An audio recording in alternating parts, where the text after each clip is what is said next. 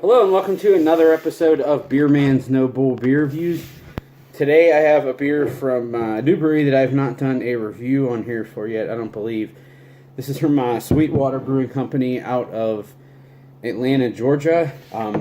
This beer is called The Pit and the Pendulum. It says Belgian-style ale with peaches and Brettanomyces. And it is, I don't think it's on here, but I know it's 8 point something. I can't remember the exact ABV, but I think it's 8.6 or 8.7. Oh, sorry, 8.3. And so this is actually a series. I think they've done ones with different fruits, like any fruits that have a pit. They did like a cherry one, an apricot one, but this is the peach one. So crack it open and see what we got. Man, sometimes these corked and cage things annoy me.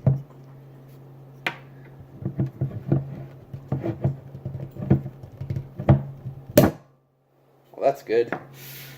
It's not flat, and it's not gushing either. It's good.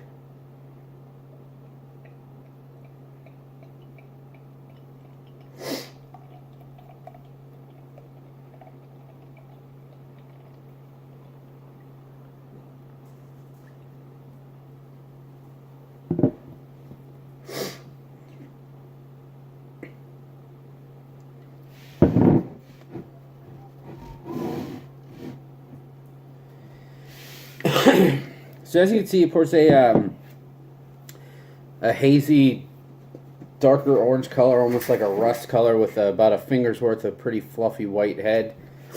That's kind of, actually it's probably more rocky than fluffy. It's dissipating a little bit, but it's hanging around.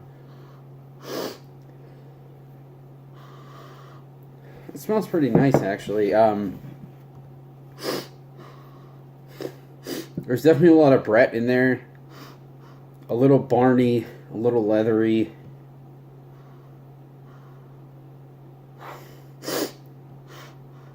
I'm getting a slight, like, sour peach ring character. And a little bit of oak, too.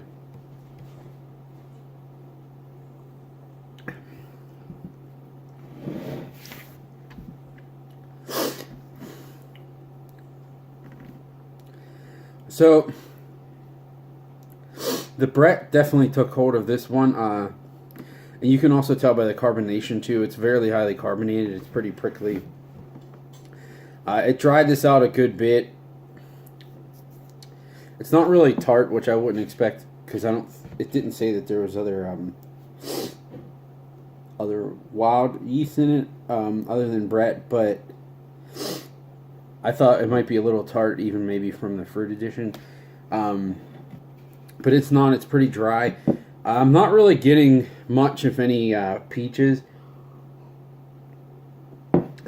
in the flavor. It's a little lemon-limey and floral, which I don't think is from the peach. I think that's just offshoots of the Brettanomyces. It is pretty dry, but it's not quite. It's pretty standard for a Brett beer, I would say. It's not crazy dry where I don't want to drink it. But it's pretty. It has that nice leathery, oaky Brett character. It's not really. It's not like the cherry pie Brett, which I think that seems to come from Brett C, and I'm guessing that's not what's in this. But excuse me. So if you want something that's really peachy, this isn't really going to be what you're looking for. But for a standard Brett beer, I think it's pretty good. It's really clean. There's not really a ton of, if any, like sometimes Brett has some weird off flavors that you kind of sacrifice for the good stuff that it produces. But this really doesn't have much of that. I will say I'm not a huge fan that it's like 8.3%. I feel like you could accomplish this flavor in a much smaller beer, which I would rather have that.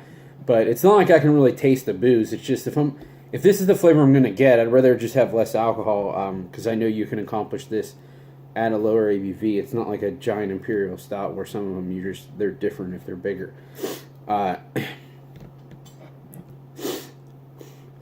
I will say, the only reason I bought this, because I'm not a huge fan of Sweetwater. Their beer isn't bad, but they just generally don't do anything too special that I really want to buy. But I mean, the price is generally right. This, I think, is like a 2015 bottle, 2016 maybe. I know it's a couple years old because I got it at Total Wine on the discount shelf, and this whole bottle was $1. So that's honestly the only reason I bought it. I figured, hey, what the hell? It's got to be worth trying it for $1. And if it was complete crap because it was old, I wouldn't even posted the video because it's not fair to them. Because who knows what it was like when it was fresh. But if it's still held up for that long and it's a good beer and I got it for that price, I like to do a video of it because it shows, that sometimes those discount beers, as long as they're not hoppy beers, if you know what you're looking for, like this or stouts, are worth taking the risk on, because even if they're not amazing, they're usually almost as good as they were fresh. So if they're that cheap, they're worth buying. So I don't know what this costs fresh. I mean, if it was like $20-25, it's not worth that. But it doesn't say that it's like aged in wine barrels or anything, so I would assume that it's probably...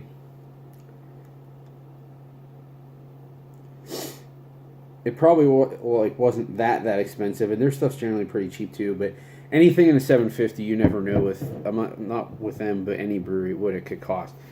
But I would say if this was under $20, if this is like 15 or lower, it's definitely worth it. I'm gonna call it a buy.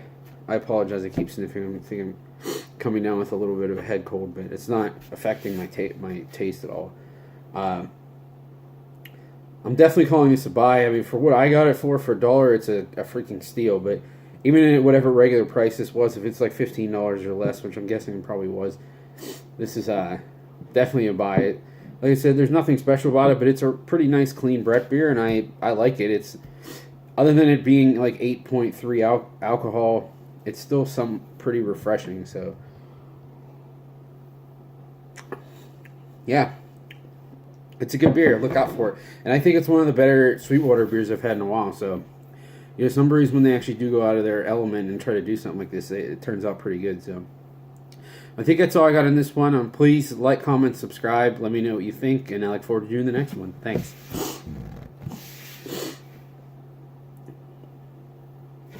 Sorry.